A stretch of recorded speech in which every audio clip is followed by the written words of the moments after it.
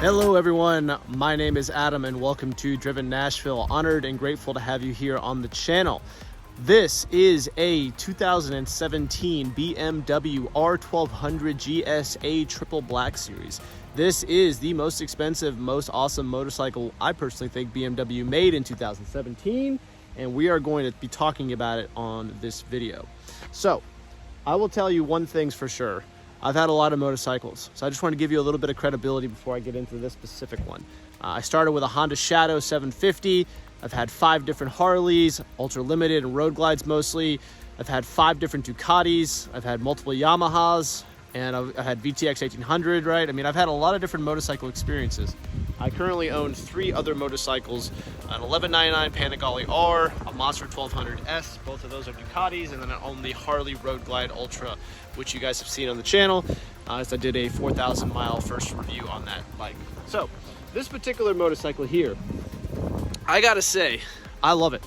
I didn't even think I'd like it that much. I mostly sourced it just to do a review on it, but I'm a huge fan of Long Road Round. Charlie Borman and Ewan McGregor took this particular motorcycle, right, all the way from London, all the way through Russia, all the way down Alaska. They had to get on a boat a few times, obviously, and then they were able to cross all the way through the States to New York. So, huge motorcycle trip.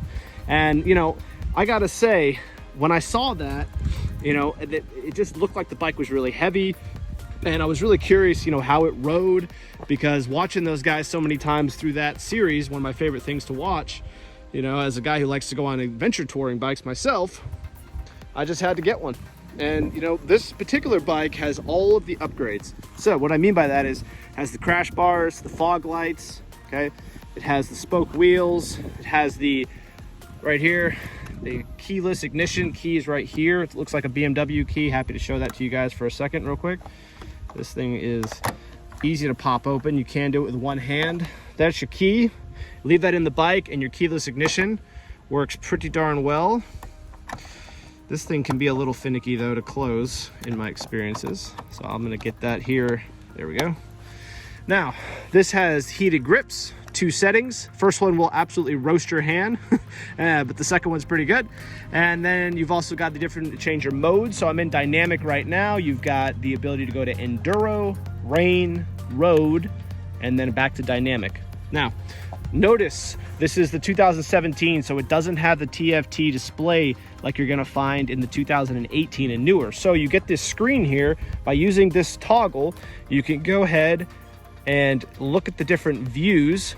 This tells you the front tire pressure, which is usually around 40 to 42 on this bike. It tells you your fuel range and tells you how much, this is cool too, the odometer, engine temp, right, average speed, tells you, of course, the outside temperature, which is nice. Now, this does give you plenty of air protection here, great visibility out of the mirrors. Your cruise control is here, which is fantastic. Works really well. This does have the ability to turn off your sensors, your turn signal sensors, when they have initiated or a lean angle has been achieved. You can see you've got the daytime running lights here. Really good looking bike, gotta say. One of the things I don't think you guys have noticed is this right here. This piece is at the actual front shock. So these these are just forks, but a lot of the pressure and the weight is actually right here on the bike. And then coming to the back here, you'll see that this is the direct drive. So this is not chain activated. And then this is also one solid piece. It gives the bike a really good look when you take the panniers off. You can see here, it's just one piece. Isn't that neat? I'm a big fan of that. Let me turn the bike on so you guys can hear it real quick. Sounds pretty darn good. And let me take my helmet off and switch sides. All right, so I just put the bike in neutral, very easy to do. Come over here, hold this down.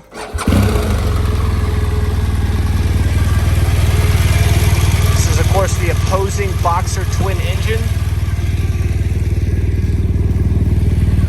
You can hear it.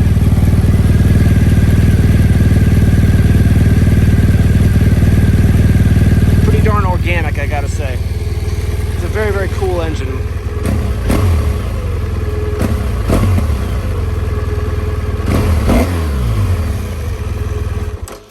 You can see it revs up pretty darn high. One of the things that I noticed with this particular engine is that, It's pretty darn scary, guys. I gotta say, between 6,000 and 9,000.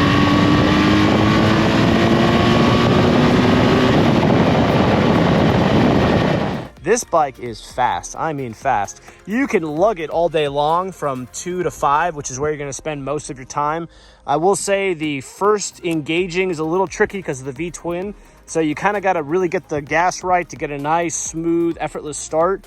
But then you've got a quick shifter. So this right here is a quick shifter. You can just bang up, boom, boom, boom, boom, and then down, boom, boom, boom. I will tell you the only negative with that quick shifter is the shift from first to second using it is a little bit, jerky. I got to say second, third, fourth, fifth, sixth is great. And then back down is also good, except the shift back into first, which of course I don't think you'd use the quick shifter to go into first gear. Not my recommendation. So looks amazing. I mean, just look at it. Absolutely love it. The panniers work really, really well. If you want to access them, they're fully metal. Good thick aluminum, I think. And then if you open them here, you see here, you push up on this piece right there, push up on that, and then that releases the unit, okay? Now, from here, plenty of space. I got my rain gear, got my gloves, got my water bottle, right? So I could definitely do a touring trip on this. One thing I've noticed is you do kind of have to sometimes push this over. So this is, at least on this particular one here, and then that one will click in. One cool part about the side panniers is they open from either direction. So you can open this one up, or you can open this side and it also goes up. So that's a really convenient feature. So yeah, that's pretty much the highlights I'd say of this bike. So far, a lot of people have told me that they think the bike is heavy. And if you're gonna be enduro, adventure touring, then yeah, it might be on the heavy side. It's no 800, right? Or no 650, Suzuki like I took in Ecuador.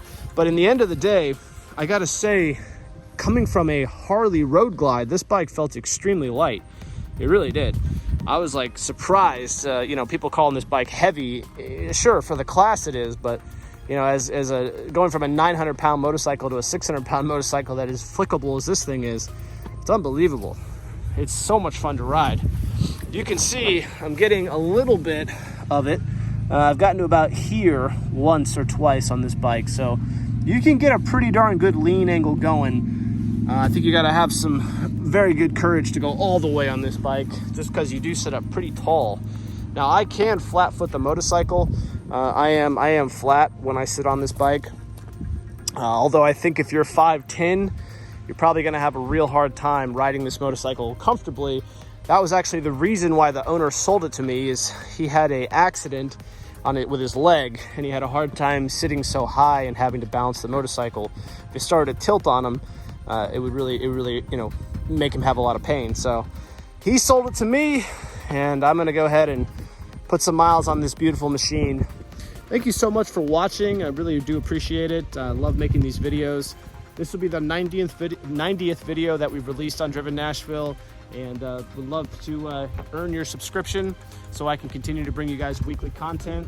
We've got a Dodge Ram SRT 10 that is upcoming that I'm super excited about. I also have a $131,000 a 2014 M6 Grand Coupe that I've sourced for you guys for a review. And that car is going to be for sale. I think somebody's going to get a really good deal on that car, but I'm very excited about it.